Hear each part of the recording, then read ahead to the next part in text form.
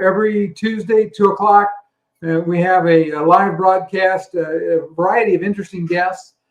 Today, Steve, who's with us, is I'm going to call it semi-retired. The note you have is you're retired from corporate America. Well, and I'm retired from corporate America too. I just didn't stop work. I guess that would be a fair way to describe it. And he's written a book, and we're going to talk about some of the things in the book. It's the title of his book is The Corporate Introvert: How to Lead and Thrive with Confidence. And I'm going to guess, based on our previous conversation, Steve, that you had some experience being a corporate introvert. I certainly did. Well, Ken, thanks for having me on. I'm excited to chat about the topic because I think it touches so many people. And yes, I think the book, or the concept of the book, started off because that was my history. I spent 30 years in corporate America, over half in leadership roles. And I'm an introvert from my earliest days, although it took me a long time to figure that out, and even longer to figure out how to use that to avoid the struggles and have a more successful career. And so after that start, I just felt like it was an opportunity to combine that with stories from others and put some ideas together that can help people turn the corner and have a more successful career. So that's where the book came from. Okay, yeah, and it's really interesting because I've had another guest on. He spoke about introversion, and you and I talked, a month or so ago, setting the show up. And I had learned so much about introversion that I didn't know in the conversations. It's interesting because I'm very much an extrovert. And as an extrovert, I hate the sound of silence. And that's counterproductive when you're holding a meeting with people that might be introverted. So I learned a lot. And I think that there's a lot of people that were in the same situation I am, that may be in a leadership role and they're extroverts and they don't even understand what's going on. So in the book, you made the point that introverts are poised to help fill the leadership gap. So what makes you say that? Well, first of all, let me just introduce the leadership gap concept, because it really surprised me when I ran across this. So there's a gap in two different ways: quantity and quality. So today, and over the last several years, about 10,000 people a day are retiring from the corporate workforce. Baby boomers largely, but you also have people that are saying, the corporate world's not for me. I'd rather run my own business or go into a freelance sort of economy. Certainly on top of that 10,000, you can look at the effects of COVID and see many people, millions of people that left the workforce, and many of them have not come back, or certainly not into the same role. So there's a big gap for leadership roles, and companies are recognizing that, probably belatedly, but they're recognizing that the funnel they have for leaders for the future is drying up. So how do they fill that gap? And so I think what they're doing is they're looking largely at a concept that started decades ago, but has gotten a lot of steam over the last decade, and that's diversity and inclusion. So you hear that a lot, and certainly it's also very late in coming and still has a long way to go. But whether you're talking about people of color or females or other people that aren't in the mainstream, those people are starting to get grounding in companies and moving up in larger numbers into leadership roles. And that's, very late in coming. I would also lump in introverts, or just generally people that think differently. They may have a different style, a different approach to problem solving. And usually, like many other people in this kind of minority category, if you will, that many of those people just don't feel that they can or that they have the platform to contribute in a company. And so it's both upon the individual and the company to create that environment of inclusion and involvement and equality, but it's been late. So now the companies are looking at this gap and saying, I need to recognize and I need to energize these people that are actually already in my company in large part, but they're not participating. And oftentimes people and companies and leaders feel like, well, these people are probably not leadership material because they're not the loudest, they're not the fist pounders, they're not the ones that are speaking up all the time in meetings. And I think that's a changing dynamic within the companies, is to recognize that that's not a requirement for leadership. So the quantity is certainly a challenge. The other is the quality. And I think, many people, we probably have all worked for command and control type of leadership models in our history. And I'd like to say that those are a thing of the past, but they're generally not. But they're certainly changing. And companies and employees and customers are looking for more from their company. Their employees are looking to participate and collaborate. The days of, well, you tell me what to do and I'll go do it. And yes, sir. And I'm going to follow orders and I'm going to do it the way you're telling me to do it, are largely in the past. And the employees want to contribute and do things their way. And customers outside of the company are looking for more from their company. They're looking for companies that listen, that can meet their changing needs, that are part of the community more so than they ever have been before. And a lot of the talents and skills that introverts bring to the table are really in line with some of the things I just mentioned. Generally, introverts are generally very good listeners, planners, collaborate well with other people, look at balanced decisions. So they're not going to be very strong on impromptu, speaking from the hip sort of things, but they'll observe situations and come up with unique and creative ideas that can oftentimes change the solution entirely. And companies need that change to compete. And customers are looking for that sort of opportunity as well. So I think the leadership gap has found solutions in introverts as well as other groups of people. And it's an opportunity that introverts themselves, we need to look for that opportunity. We need to create that opportunity to fill that gap and change some of the paradigms that are floating around about what introversion seems to be. Yeah, and it's interesting. I think that one of the challenges, and you can let me know if you agree with this, but I think one of the challenges is the fact that too many times an introvert's, I don't want to say it's not that they're slow to speak, but the fact that they take a little time to think before they engage their mouth. Mm-hmm. In a room full of extroverts, they may not ever get, they may have a great idea, but they may not be able to get their idea out, because every time somebody else stops talking, there's one of me sitting there starts talking. As I said, the sound of silence.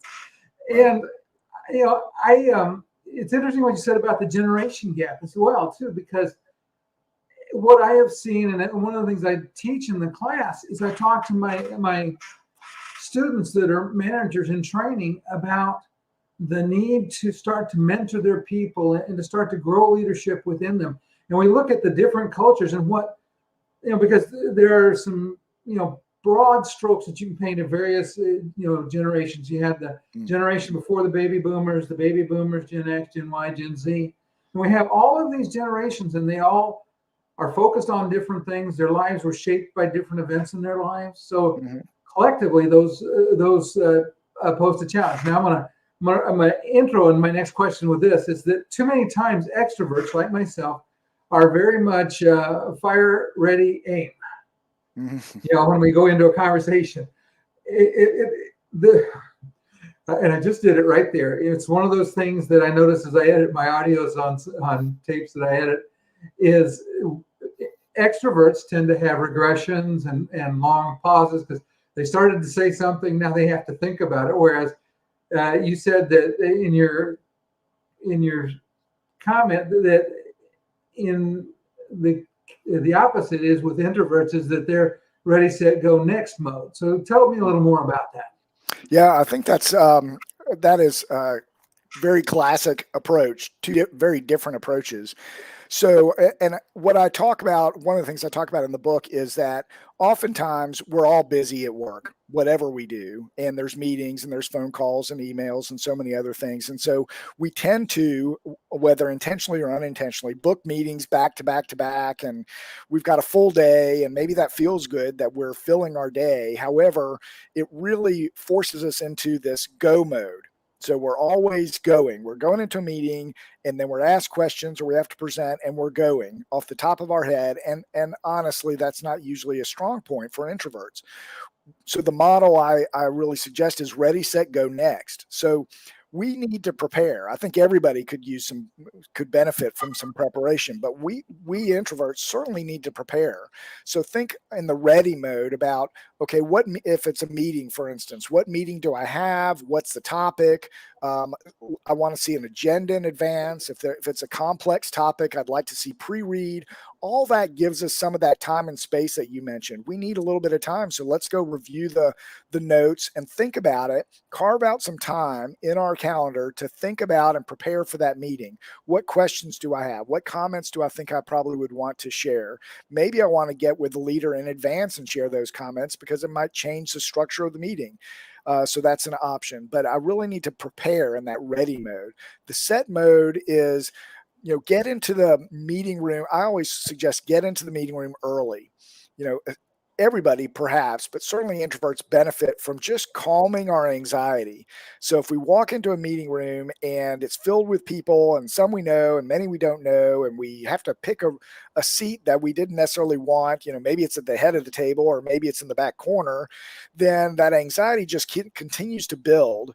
And so in that set mode, I would suggest go in a little bit early, shake a few hands, have a little chit chat. Not our favorite thing as introverts, I must say. However, it gets the heartbeat slowing down. Pick a spot in the room that you're comfortable with. Walk around the room. Make it feel like home a little bit. And that just helps to relieve some of the anxiety, because really, generally, in most meetings, we know what we're talking about. We're one of the many experts in the room. We've been invited there for a reason. We should understand what that reason is. And so if we can get the anxiety out of our head, then we can just let our natural knowledge and curiosity flow. And then when it's go time, when the meeting actually starts, then we're in a much better state of mind. But I also think that when it starts, we need to acknowledge for ourselves, first and foremost, that listening is learning. So it's okay to listen and observe the room. Actually, the meeting needs you as an introvert to listen and learn. It sort of balances off the conversation. If everybody is shooting from the hip, then we're getting a lot of the same groupthink. So it's okay to sit back, listen and learn, take notes, and give yourself a little bit of time. And from that, you're probably going to come out with some unique perspectives that other people hadn't really thought about. So as you say, part of the challenge during the meeting is finding an opportunity to jump in. So sometimes you just have to raise your hand, or sometimes you need to make a quick comment so you can get the floor, and then segue into what your discussion point might really be. So don't hesitate to do that. That certainly doesn't mean we need to, get as much airtime as everybody else. That's not really our thing, and we shouldn't be competing for airtime unless we have important things to share, but which we should at some point during the meeting.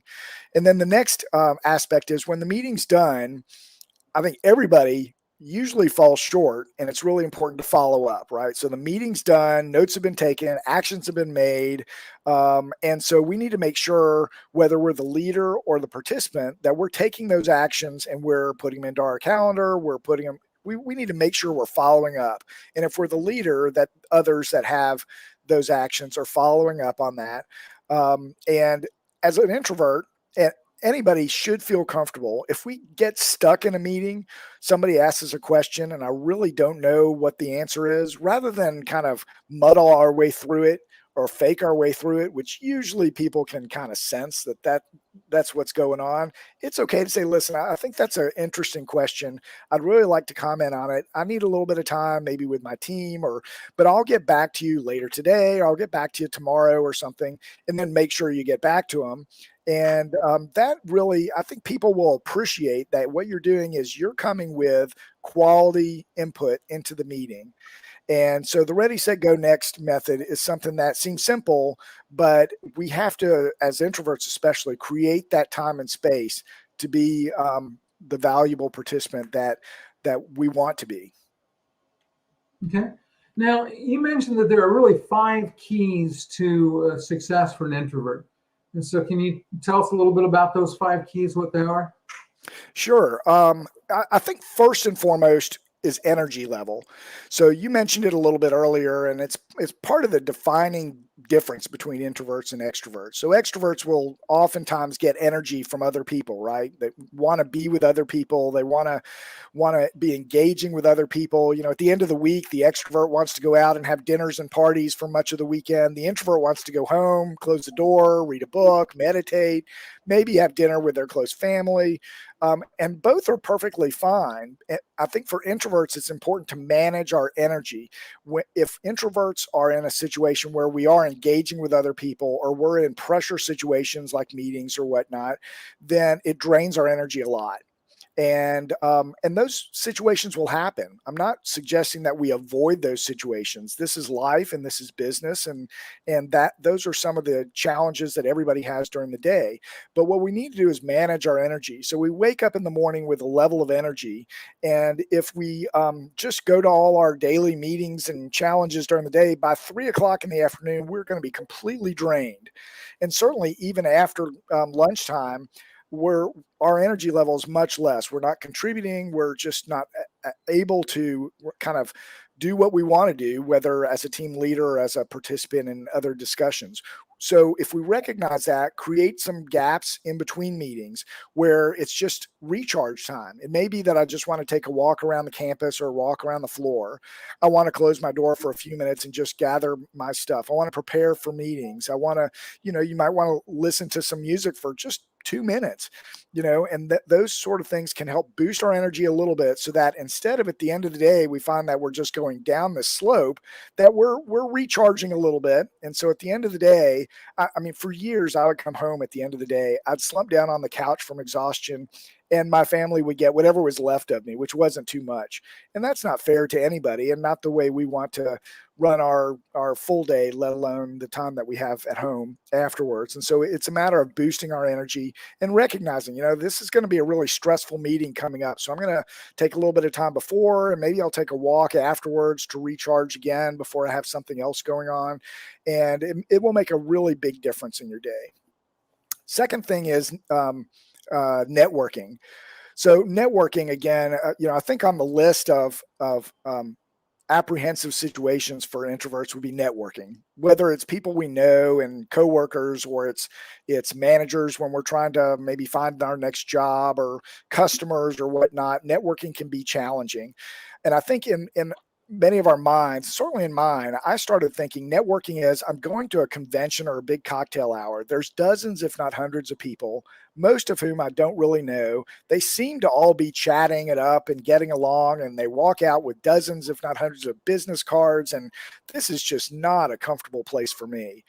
Well, what I realized is, one, everybody's not that way. It may seem that way, but roughly half the people in society, as well as in workplaces, are introverts. So half the people in that room are probably, coming about it in the same way that you are. The most important thing, I call it networking intimacy. So we need to break it down. So if we're tackling a room of dozens or hundreds, it is overwhelming for a lot of people, really. And so let's break it down. We don't necessarily have to go in and collect hundreds of business cards. We can set up one-on-one discussions with important customers or prospective customers. We can set those up before the meeting ever happens, or the convention, or whatever it is. Have those one-on-one, maybe two-on-two kind of discussions. We're much more comfortable. We can relax. We can have the discussion. We don't have to have the chit chat just to squeeze ourselves into that cocktail table, because we've already done it by setting up the meeting itself. And from that, we can get a lot of leads and a lot of ideas, people that we want to follow up with after the event. And that's really the objective of it anyway. And so I think it's really coming prepared to those things, but breaking them down into small bits and pieces that are reasonable for us to approach, and then we feel as successful as anybody else would in networking situations. The third idea I would have is really just, it's a general statement, but it's oftentimes missed by many people, especially introverts, and that is just to lean on our strengths.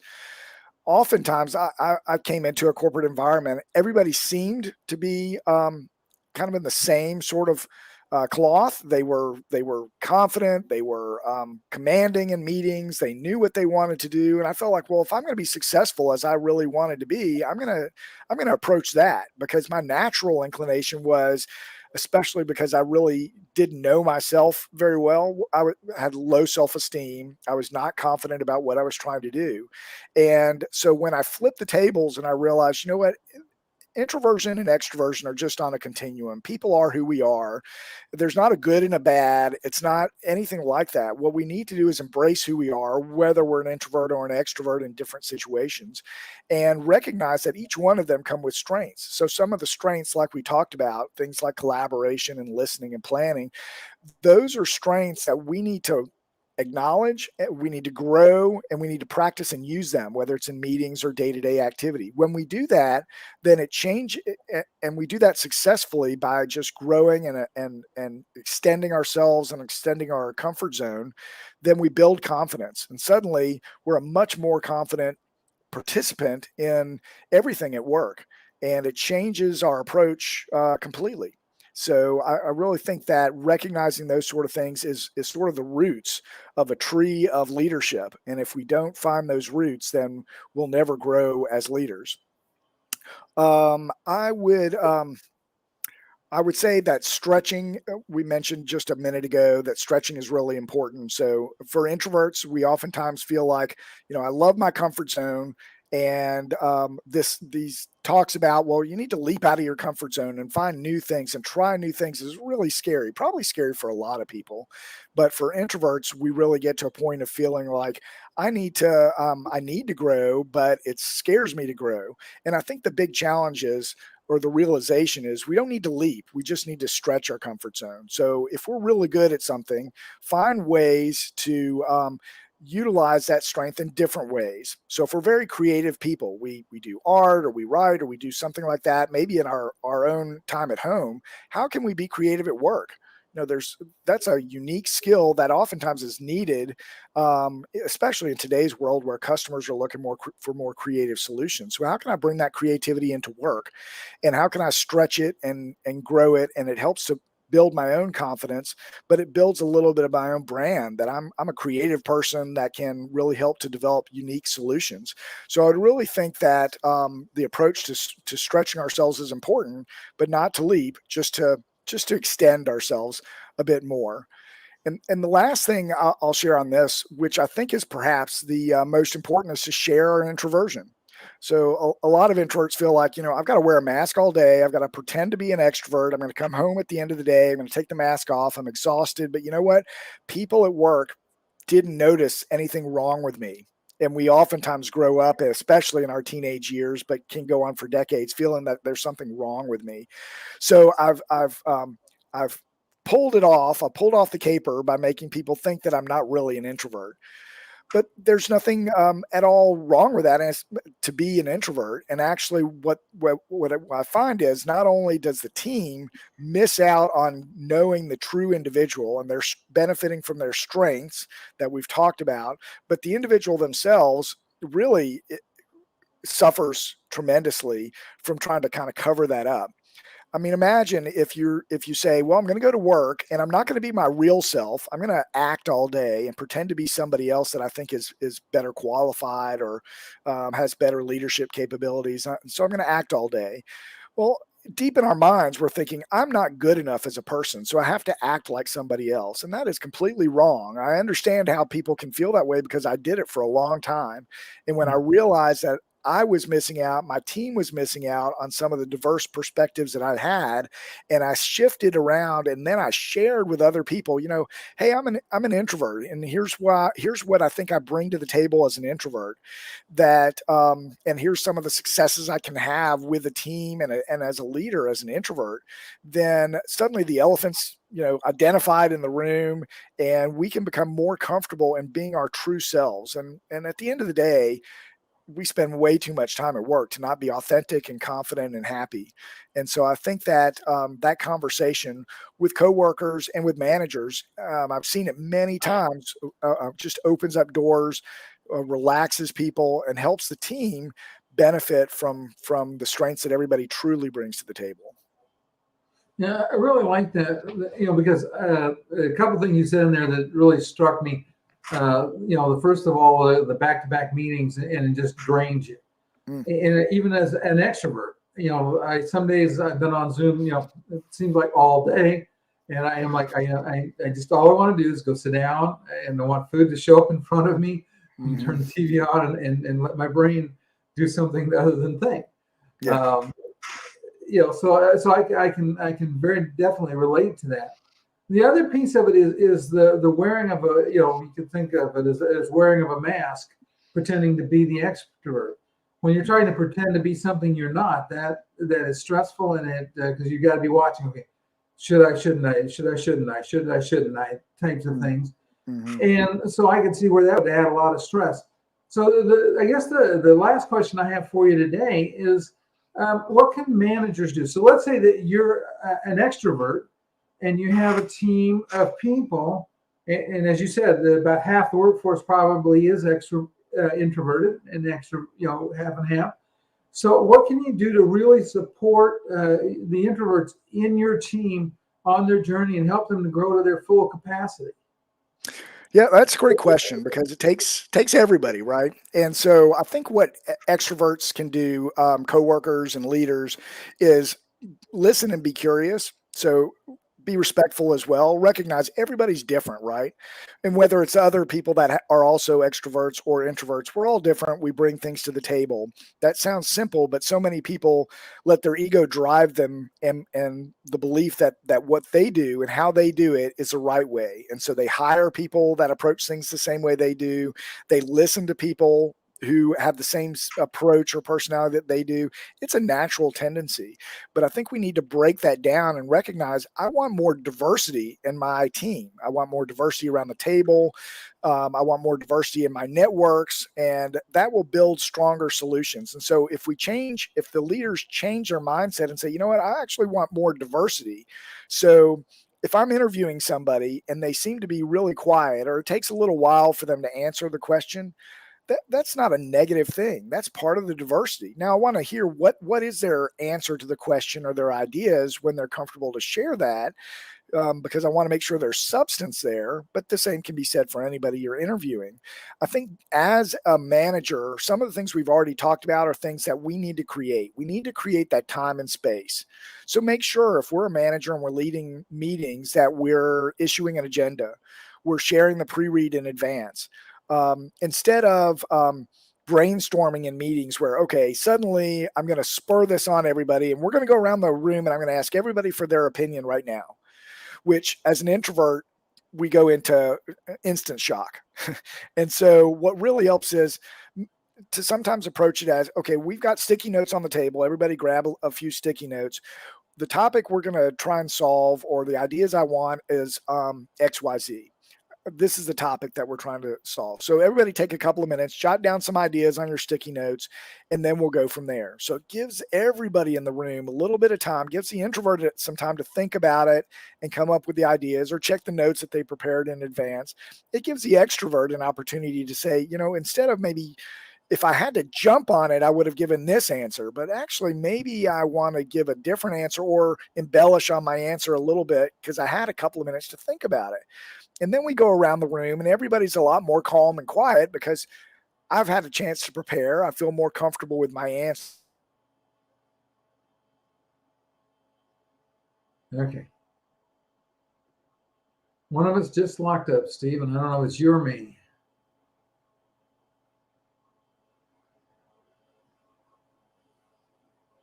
We'll give Steve just a minute to see if he can make it back.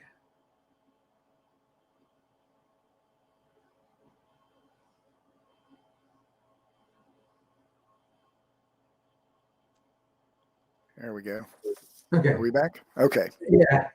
I don't know if it was you or me that locked up. Okay. Sorry about that if it was me. I think that it's just really important for us for leaders to recognize everybody has different approaches. And so I want to create that environment. Introverts are not asking for handouts or pity.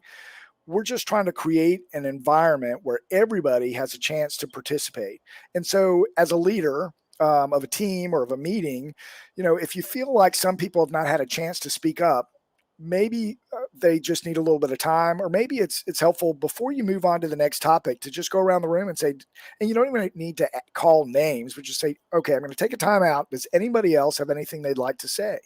And sometimes that's just the invitation that introverts need to say, okay, now I'm going to jump in because I really didn't want to battle my way onto the table. So now this is my invitation and I can jump in. So I think what companies are finding more and more is that participation gets the full person there. You're paying people to be there to help your company to progress and find solutions and create and all that sort of stuff.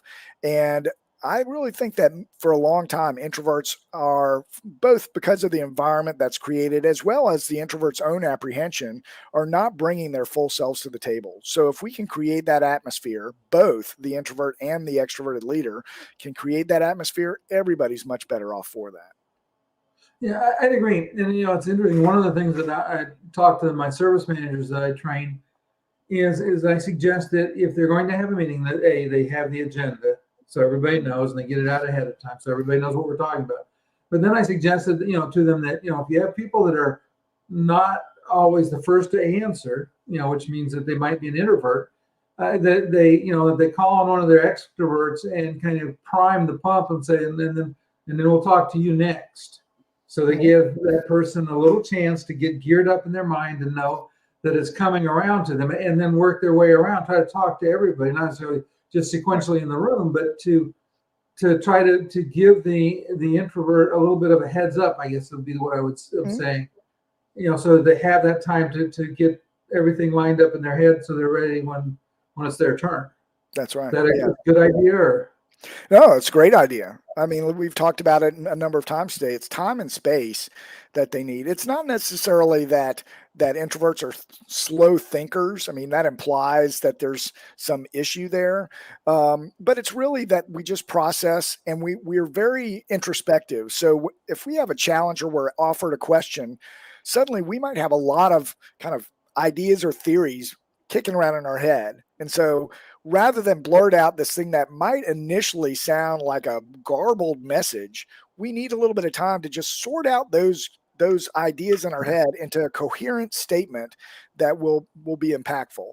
And so when you are giving an introvert a bit of a heads up, it lets us start to consolidate those thoughts into a statement that we're comfortable to share and other people will hopefully appreciate. Mm-hmm. All right. Well, Steve, I really appreciate you being here. We can say goodbye to the audience and hang around for just a minute after. And for those that are here live, if you haven't subscribed to my YouTube channel, I always ask that you do if you're watching it. If you're watching the replay, please do that. I will reshare this both on LinkedIn, on Twitter, try to make sure that everybody has a chance to see this. In the show notes down below, I will have Steve's contact information, link to his book, so that you can go out and learn more about introversion. Like I said, I have enjoyed the conversations I've had because it's educated me quite a bit. Like I said, it even helped me to recognize what I was. Okay, so anyway, we'll see everybody next week, Tuesdays at 2:00 Eastern. Say goodbye.